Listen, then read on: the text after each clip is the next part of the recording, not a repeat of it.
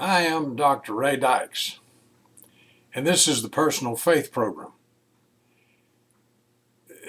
The subject of this is the meaning, the real meaning of the Lord's Supper. And it's called by various topics. It's called the Last Supper. It's called the Lord's Supper. It's called communion. It's called Eucharist. It's called Mass. And I want us to explore the historical and symbolic meanings of the Last Supper. We'll just use that term, Last Supper, the Lord's Supper. Historically, Jesus had a real problem with the priests at the temple in Jerusalem. I think it's fair to say that Jesus hated the priests at the temple in Jerusalem because of what they were doing at Passover for the poor people of Judea and the Galilee. When people came, and all Jews were expected to be in Jerusalem, all Jewish males were expected to be in Jerusalem for Passover. And they were expected to come to the temple and there to, first of all, change their money. And they were primarily using Greek or Roman coins. They had to change those to shekels, Jewish shekels, because that was the only currency that was allowed to be used on the Temple Mount. The money changers were there to change the money into shekels, and the priests got a percentage for that currency exchange. And then they would take their money and go to the vendors, the animal vendors there on the Temple Mount, and buy some animal according to what they could afford, whether it was a bird or a lamb. They were required to do that, and the vendors were also agents of the priests, and the priests got a percentage of that purchase. And then they would take their animals over to the priests who were at the temple building itself for the sacrifice, and they paid the priests to sacrifice their animal. And they took the animal and they would kill the animal, cut the animal, bleed the animal.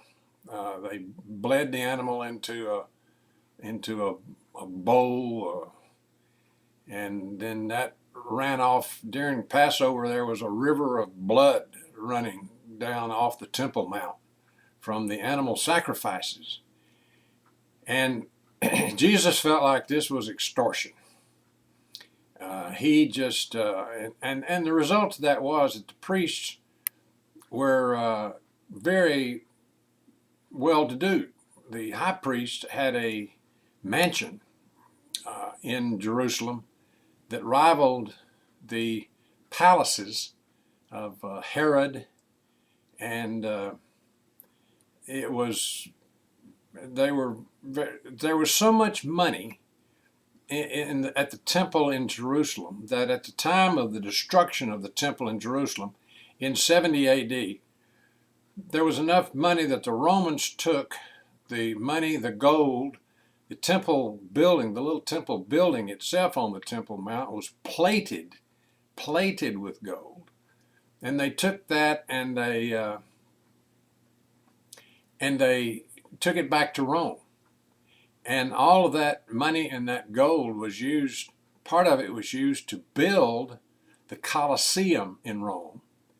And the rest of it was used to improve the infrastructure of the city of Rome. That was how much was there that the priests had. And so anyway, Jesus was just infuriated at this taking the priest taking advantage of the poor people coming for Passover. Now that's historically what happened. Jesus' revolt, uh, I think that Jesus indeed probably the so-called cleansing of the temple, where he drove out the money changers. But what he was doing was he interfered with the economic system of the priests. And what the priests did as a result of that was to signal to the Romans to come and arrest Jesus and take him out and kill him. That was the reason why Jesus was crucified, was because he had messed with the economic system of the priests, and the priests uh, were in the political group called Sadducees, and they were trying to keep things calm, and so they and the Romans were in league with one another. Now that's the historical piece of the Lord's Supper, the Last Supper. I mean, that's what was going on at the time. Now, when Jesus and his disciples gathered, let's talk about the symbolic meaning. When Jesus um, and his disciples were gathered, um, Jesus said to them at the supper, "This is my body." As he took the bread, he said, "This is my body, which is broken for you." Now, when we have the sacrament of the Lord's Supper in a church setting, it is a breaking of the bread. A breaking is symbolic of spiritual death, the broken person, spiritual death, the person who has hit bottom, the person who has hit the wall, the person who has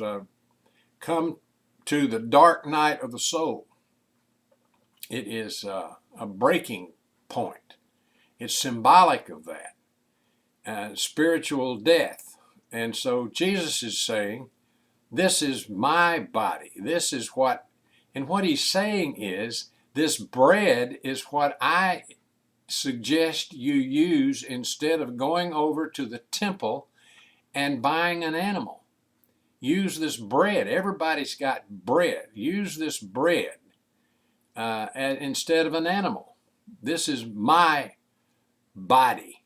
This is what I suggest instead of an animal. And then the cup, he said, the wine, instead of the blood shed by the animal, by the priests in sacrifice at the temple in Jerusalem. The wine instead of blood, the bread instead of the animal, is, I think, historically what Jesus was talking about when he instituted what we call this Lord's Supper, the Last Supper. Now, the symbolic piece is that the sacrament of the Lord's Supper, or the communion or Eucharist or Mass, stands for spiritual death and spiritual resurrection. The bread stands for spiritual death. And so when you're taking the bread, you should be thinking about your own spiritual death, or the worst time in your life, the time in your life when you felt hopeless, the time in your life when you felt the absence of God, the time in your life when, as Jesus said on the cross, quoting Psalm 22, my God, why have you forsaken me? Why are you so far from me? I cry all day and you don't answer." The feeling that we have when we have lost God, and in the process we've lost ourselves, and so we're spiritually dead. That's what the bread stands for. The wine is always a sign of celebration, and that celebration is of spiritual resurrection and spiritual life beyond spiritual death. And so what we have there is a symbol of the celebration of what can come after spiritual death if if a person and God work together to find the way out of that hellish situation of spiritual death. And so the sacrament of the Lord's Supper is the central, it represents and symbolizes the central theme of the Bible. If you look at the Bible, New Testament, Old Testament, if you look at the lives of the people who are portrayed there, all the way from Adam and Eve to Jesus and Paul, it's about their spiritual death and their spiritual resurrection. The central theme of Christianity is spiritual death and spiritual resurrection. The central meaning of Jesus is God's great universal symbol of the universal fact of spiritual death and the universal hope of spiritual resurrection. That's the real meaning of the Lord's Supper, the Last Supper, communion, Eucharist, Mass. That's the real meaning of that. And so what should we do as we participate in that sacrament? Well, as the bread is passed, think about your own experiences and be sad.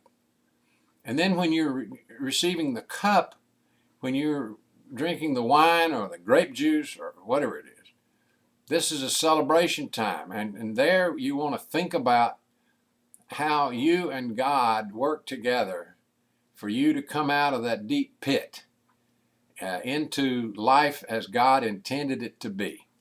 A spiritual life lived in the presence of God.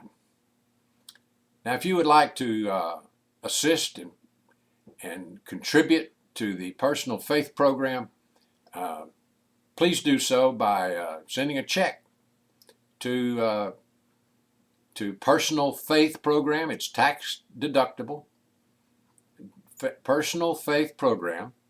The address is 9205 Landsbrook Lane, Oklahoma City, 73132. See you next time.